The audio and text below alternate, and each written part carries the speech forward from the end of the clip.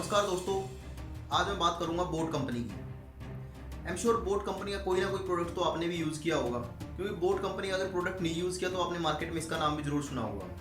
एक टाइम था जब कंपनी 30 लाख रुपए लगा के स्टार्ट हुई थी और आज कंपनी की वैल्यूएशन 6000 करोड़ रुपए है और आने वाले टाइम में कंपनी अपना आईपीओ भी लेकर आ रही है। आज कंपनी 32% के मार्केट शेयर पर राज करती है।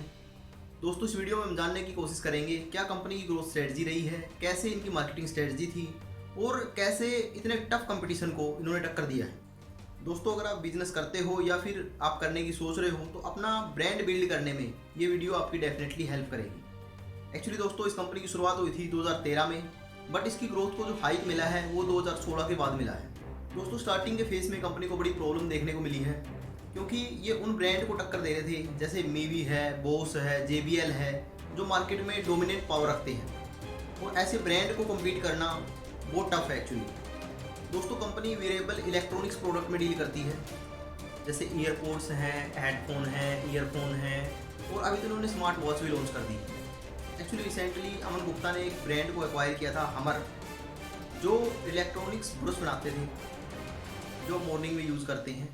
सो आई एम श्योर कंपनी उसको मॉडिफाई करके डेफिनेटली जल्दी ही लॉन्च करेगी और कंपनी अपने लेवल पे इन्वेंशन करती जा रही है।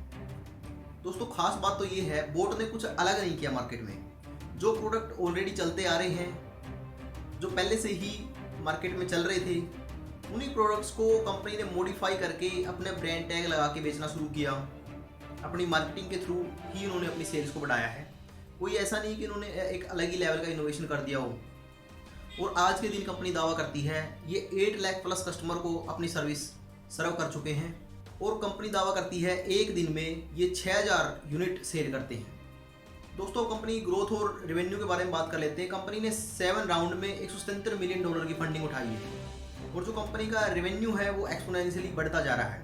2019 में कंपनी का रेवेन्यू था 239 करोड़, जो 2020 में बढ़कर 700 करोड़ हो गया और 2021 में ये 1500 करोड़ हो गया और 2022 में ये बढ़कर 3000 करोड़ पर पहुंच जाता है। 100% से ग्रो कर रही है दोस्तों कंपनी। एक्चुअली कंपनी का स्टार्टिंग से ही फोकस रहा है रिसर्च पर। कंपनी ने एक्चुअली सबसे पहले देखा कि ये एक मार्केट के गैप को समझते हैं। ये देखते हैं कि जो एक्चुअली ब्रांड की अलग अलग कैटेगरी डिफाइन होती है कि कौन सा ब्रांड किस कैटेगरी में आता है और उसी के हिसाब से जो उसकी प्राइसिंग होती है, जो उसकी क्वालिटी होती है, उसके हिसाब से कस्टमर के माइंड में एक परसेप्शन बन जाती है उस प्रोडक्ट की। इस प्रोडक्ट की ये रेंज है, ये इस कैटेगरी में आता है। जैसे सबसे ऊपर अल्ट्रा प्रीमियम कैटेगरी है, फिर प्रीमियम है, फिर सब प्रीमियम है, देन अफोर्डेबल है। तो अल्ट्रा प्रीमियम ब्रांड है जैसे एप्पल है, उसमें जो 15,000 से ऊपर की कॉस्ट पे प्रोडक्ट को सेल करता है। उसके बाद देखते हैं कि प्रीमियम ब्रांड में आता है JBL, जिसकी कॉस्ट रहती है 10 से 15,000 के बीच में। और उसके बाद में आता सब प्रीमियम जो 5,000 से 10,000 के बीच में था। और उसके बाद में इम्पोर्टेड प्रोडक्ट्स थे जो चाइना से इम्पोर्ट किए जाते थे, जो बिलो 500 थे। तो ये अपनी कैटेगरी को चूज करते हैं 1 से 5000 के बीच में अफोर्डेबल प्राइस। तो ये उस कैटेगरी को चूज करते हैं। वहाँ पर मीवी था, नॉइज था, जो इनको टफ कंपटीशन दे रहा था स्टार्टिंग से ही। दोस्तों, जहाँ पर 2016 तक कंपनी जैसे तैसे करके सर्वाइव कर रही थी, उनको स्टार्टिंग में फंडिंग रेज करने में भी बड़ी प्रॉब्लम आ रही थी। एक्चुअली फंडिंग भी नहीं उठा पा रहे थे वो मार्केट से, क्योंकि जो ये कैटेगरी थी ये बड़ी ही एक श्रिंक्ड मार्केट थी। क्योंकि उस टाइम पर क्या होता था, फ़ोन के साथ में ईयरफोन आते थे और वो काफ़ी अच्छी क्वालिटी के होते थे। बट 2016 में क्या होता है, जैसे ही जियो लॉन्च होता मार्केट में और 2016 में जियो के लॉन्च होते ही इंडिया में जो वर्ल्ड का सबसे सस्ता डेटा था वो अब इंडिया में हो गया था। और उसको देखते हुए लोगों की जो डेटा स्पेंड करने की कैपेसिटी थी वो भी बढ़ गई। वो ज़्यादा टाइम फ़ोन पर स्पेंड करते थे। अब वो कोई ना कोई कंटेंट तो कंज्यूम करेंगे ही, जिसके लिए उनको ईयरफोन या एयरपोड्स की ज़रूरत पड़ती थी। तो उसी का बेनिफिट बोट को भी हुआ। ऐसा नहीं था कि अदर कंपनीज की कोई सेल नहीं बढ़ी उस टाइम पे, अदर कंपनीज की भी सेल बढ़ी थी, बट कंपेयर देन बोट उनकी कम बढ़ी है, क्योंकि बोट ने उस मार्केट को एक्वायर कर लिया अपनी मार्केटिंग कैंपेन लॉन्च करके और कंपनी ने फोकस किया, रिसर्च किया, जो गैप था उसको फिल किया। एक्चुअली स्टार्टिंग से ही वो देखते आ रहे थे कि कस्टमर की नीड क्या है, कस्टमर की डिज़ायर क्या है और कस्टमर का जो पैटर्न बिहेवियर है वो कैसे काम करता है। इन तीनों पॉइंट पर उन्होंने काफ़ी ज़्यादा फोकस किया और कस्टमर की पेइंग कैपेसिटी को भी उन्होंने ध्यान में रखा। उसको ध्यान में रखते हुए कंपनी एक ऐसा अफोर्डेबल प्राइस पर एक ऐसा ही मार्केट में प्रोडक्ट लॉन्च करती हैं जिसकी सेल आउटस्टैंडिंग होती है। आपने देखा होगा इनका एयरपोर्ट्स 131, 141, 138 कितने ज़्यादा चले हैं। एक्चुअली दोस्तों कस्टमर को इन्होंने फर्स्ट प्रेफरेंस दी है। दोस्तों ये इलेक्ट्रॉनिक्स कंपनी बनकर नहीं उभरे, इन्होंने अपने ब्रांड को लाइफस्टाइल से जोड़ा है। जैसे मैंने एप्पल वाले वीडियो में एक्सप्लेन किया था कि कैसे एप्पल ने अपने ब्रांड को लाइफस्टाइल के साथ जोड़ा था और उनको एक बड़ी ही अच्छी ग्रोथ देखने को मिली और जो कि आज तक वो उसका फ़ायदा उठा रहे हैं। ऐसे ही बोट ने भी अपने ब्रांड को लाइफस्टाइल के साथ जोड़ दिया है कि जो उनका प्रोडक्ट को यूज़ करता है वो प्रीमियम फील करता है। इनका कस्टमर ऐसा नहीं फील करता कि वो कोई लोकल कंपनी का प्रोडक्ट यूज़ कर रहा है, वो फील करता है कि वो एक ब्रांड को यूज़ करता है। और एक इनका मेन था जो टारगेटिंग कस्टमर। एक्चुअली इन्होंने जो अपनी कैंपेन लॉन्च की वो भी बड़ी अच्छे ढंग से की थी क्योंकि इन्होंने यूथ को टारगेट किया और जो इंस्पिरेशन थे यूथ के इन्होंने उनको ही अपने कैंपेन में लिया। जैसे हार्दिक पांडे हैं, कार्तिक आर्यन हैं, कियारा आडवाणी हैं। और इन्होंने अपनी जो डिजिटल मार्केटिंग है उस पर भी बड़ा फोकस किया है।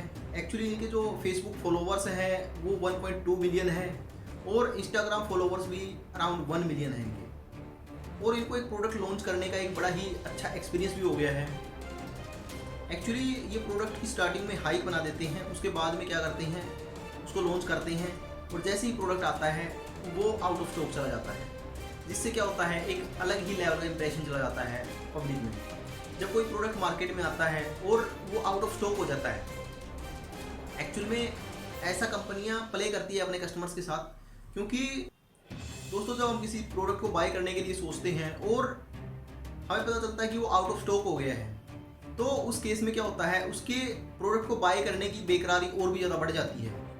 हम उस प्रोडक्ट को यूज़ करने के लिए और भी ज़्यादा बेकरार हो जाते हैं और उस केस में क्या होता है हम तो उसको बाय करेंगे ही करेंगे और हम अपने फ्रेंड्स को भी डिस्कस करते हैं कि अगर ये प्रोडक्ट मार्केट में आए तो हमें डेफिनेटली बताएं।